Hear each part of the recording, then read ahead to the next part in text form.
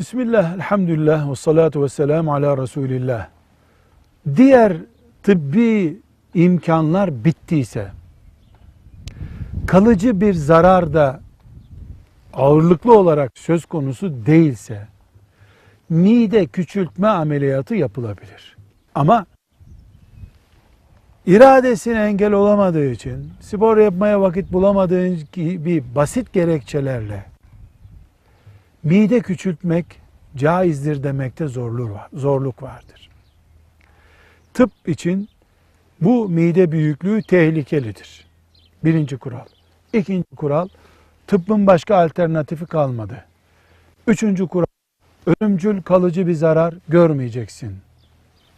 Bu ameliyat caizdir. Mide küçültme ameliyatı. Velhamdülillahi Rabbil Alemin.